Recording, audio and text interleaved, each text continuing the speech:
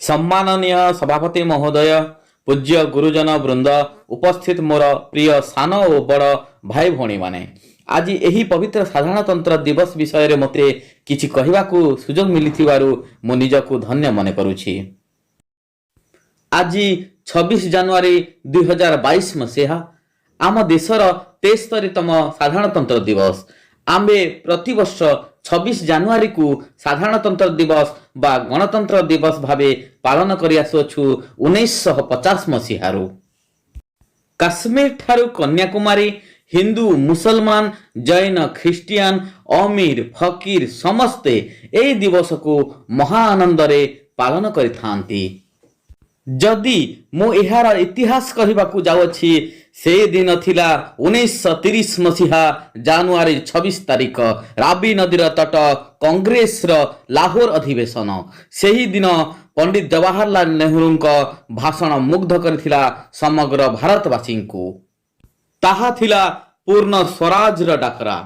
इतिमध्यरे आम देशर अक्लांत परिश्रम करिथिबा स्वाधीनता संग्रामी मानक प्रशंसा जेते कले भी कम हो जिवो। सेथि मध्यरु आमर जातीय पिता मोहनदास करमचंद गांधी, सुभाष चंद्र बोस, भगत सिंह, लाला लाजपत राय, रानी लक्ष्मीबाई, सरदार वल्लभ भाई पटेल, लाल बहादुर शास्त्री एमिति बहुत वीर मानकर अवदान रही भारत को स्वाधीन करिवारे।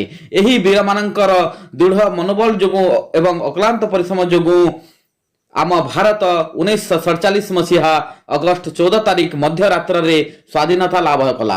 आम्बे 1947 मसीहा अगस्त 15 तारिख को आमर प्रथम स्वाधीनता दिवस भावे पालन कलु। 1947 मसीहा अगस्त 15 तारिख रे आम देश भारत स्वाधीन हो गला सत, हेले आम देश रे सेते बेला पर्यंत भारत को शासन करिवार कोनोसी भी नियम कानून की संविधान नथिला। तेणु डॉक्टर भीमराव अंबेडकर अध्यक्षतार एक टीम आम देशर संविधान लिखा आरंभ कर देथिले।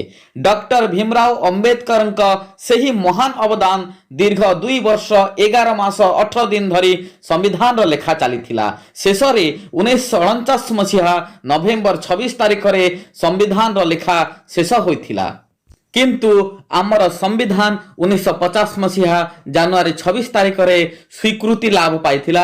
सेही दिन ठारू आम्बे जनवरी 26 तारिख को गणतंत्र दिवस भावे पालन करि आसुछु। गण अर्थात लोक, तंत्र अर्थात शासन माने लोकमानंक शासन। सेही दिनठू आम देश भारत को आमे सर्वनिरपेक्ष, धर्मनिरपेक्ष एवं साधारणतंत्र राष्ट्र भावे जानी आसुछु। एही साधारणतंत्र दिवस आम पाई आत्मसमीक्षार दिन। आज आमे शपथ नेबा आम देश भारत को, आम भाषा परंपरा संस्कृति को सुरक्षित रखिबा, सम्मान देवा, श्रद्धा करिबा एवं आम देश को महान करी गढ़िबा। एतिकी कही मु मोर वक्तव्य को विराम देउछि। जय हिंद, जय भारत, भारत माता की जय।